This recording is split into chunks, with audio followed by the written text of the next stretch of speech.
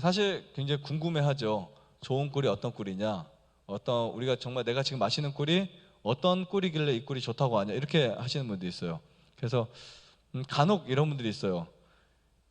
어떤 분이 꿀을 갖고 오셨어요. 꿀을 갖고 오셨죠. 좋은 꿀인 줄 알고 갖고 오셨는데 제가 보니까 사양벌꿀인 거예요.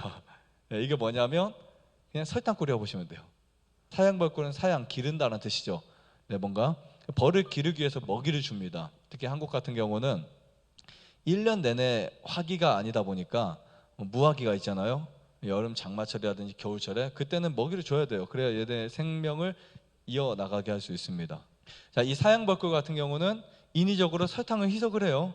물 1대1로 희석을 해가지고 먹이를 주면 얘네들이 그 묽은 물을 가지고 수분을 날려서 네, 꿀을 또 저장을 해서 만들어냅니다. 이거를 사양벌꿀이라고 해요.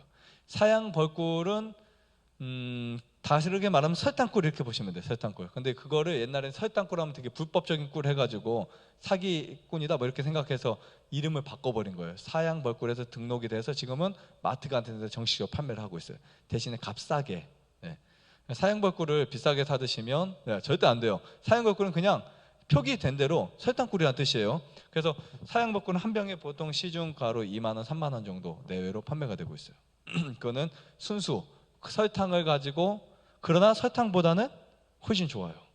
설탕을 먹는 것보다는 사양벌꿀을 먹는 게 뭐 훨씬 더 낫고요. 그 다음에 이제 정리채밀이라고 하는, 이거는 사양벌꿀은 아닌데 사양벌꿀처럼 먹이를 줬지만 일부 꿀이 들어요. 한 50%는 일부 벚꽃이나 아카시아 꽃이나 꽃에서 나온 꿀과 일부는 네, 설탕을 줘서 섞인 꿀이 있어요. 사양벌꿀의 색은 보통 아카시아하고 거의 비슷해요. 색깔이 보리차 색깔이는. 근데 그 정리꿀이라고 일반 그런 꿀들은 색깔이 가지각색입니다. 왜냐하면 지역마다 꽃이 나는 곳이 다르기 때문에. 이건 사양벌꿀보다 또 한 단계 더 좋은 꿀이에요. 그리고 대신에 이 꿀은 숙성이 돼서 좋긴 하지만 설탕이 섞여서 먹으면 안 됩니다. 그런데 이 꿀보다 이제 더 좋은 꿀, 사람들이 하도 설탕꿀 안 좋다라는 소문이 많이 나고 신뢰가 안 되니까 양봉가들이 최근에는 설탕꿀, 사양꿀을 뭐 정리 그런 된 꿀을 떠서 팔지는 않습니다. 그러나 간혹 양봉가들 꿀이 안 나올 때는 그런 정리한 꿀이죠. 진짜 꿀을 뜨기 전에, 아카시아 꿀을 뜨기 전에 먼저 그 꿀을 정리하는 꿀을 떠서 똑같은 가격에 파는 사람들이 정말 많아요. 그건 모르거든, 소비자도. 진짜 몰라요. 그게 설탕이 얼마큼 들어있는지 저도 몰라요. 맛을 봐서는. 벗 향이 너무 진하고 밤꿀 향이 너무 진하고, 그걸 설탕이 20% 30% 들어가도 모르거든요. 아카시아 향이 너무 진해서. 그래서 그게 설탕꿀인지 진짜 중요한 좋은 꿀인지 그는 그냥 양심에 맡기거나 해야 되는데, 그런 꿀을 먹는다, 뭐 당뇨 환자에게는 되게 좋지 않습니다. 자, 그런 꿀이 있고, 그 다음에 이제 일반화된 꿀이 뭐냐면 그냥 꿀이에요. 이거는. 근데 사실 표기상은 천연 벌꿀, 퓨어 허니라고 써 있어요. 그 모든 꿀 박스에는. 근데 전혀 그렇지 않습니다. 퓨어 허니라는 말은 벌들이 갖고 오기까지는 오케이지만 그걸 가지고 사람이 꿀을 채미를 해요. 이제 꿀을 따낸다고요. 그러면 보통 이제 그 꿀을 따내면, 꿀을 땄을 때 묽은 꿀이 있고 된 꿀이 있어요.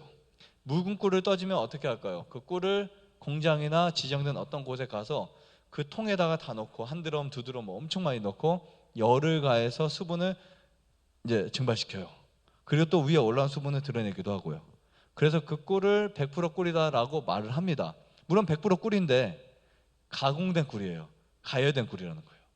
뭐 가미되는 건 아닙니다. 가미되거나 뭐 성분을 바꾼 꿀은 아니지만 좋은 꿀이라고 볼 수는 없어요. 근데 일반화된 시중 모든 꿀들이 그런 꿀이에요. 그래서 우리는 보통 설탕만 안 들어가면 좋은 꿀이야 라고 생각하지만 절대 그렇지 않아요.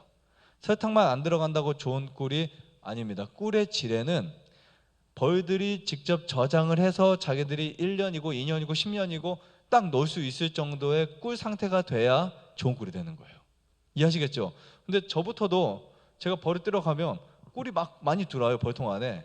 하루에 이 2층짜리 통에 많이 들을 때는 3병도 들고 4병도 들어와요.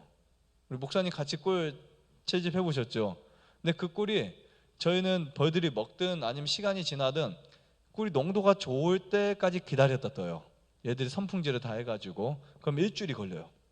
근데 이게 솔직히 되게 아까워요.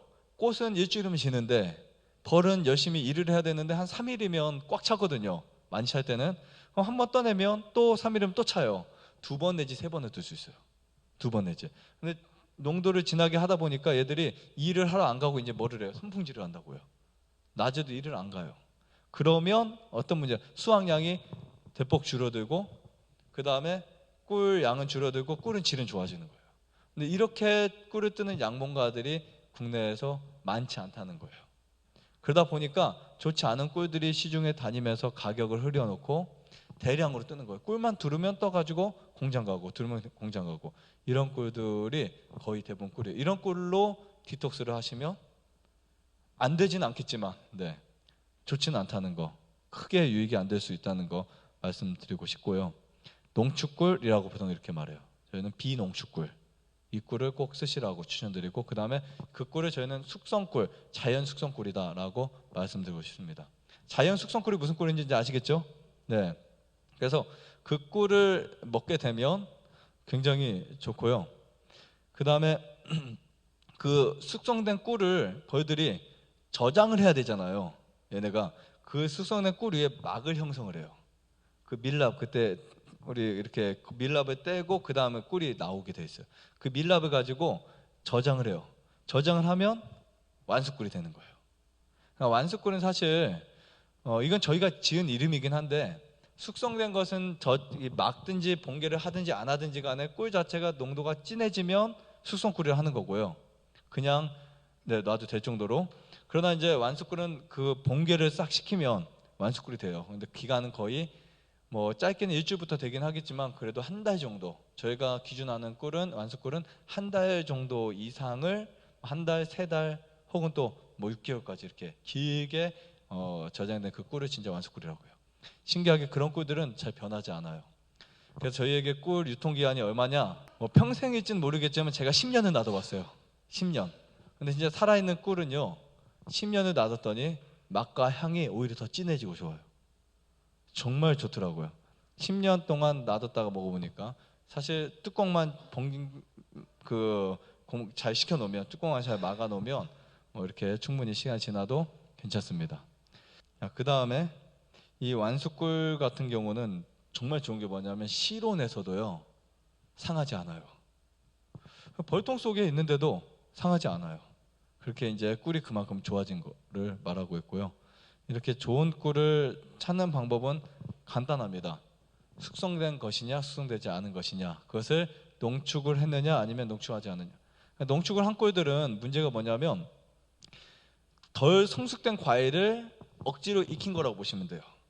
그래서 숙성이 다 돼야 되는데 숙성되기 전에 꿀을 뜨잖아요.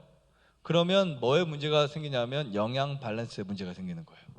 영양 밸런스에 문제가 생기면서 충분한 영양이 이제 그 안에서 맞지 않게 형성이 됩니다. 효소도 마찬가지고. 효소는 보통 42도에서 45도면 죽거든요. 근데 저온 농축이라 하더라도 거의 효소가 사라지게 되고 비타민, 미네랄 이런 균형이 깨지게 돼요. 그리고 당에도 변화가 온다고 합니다. 최근에 좋아요, 구독, 안에다가 눌러주세요. 눌러주세요. 눌러주세요.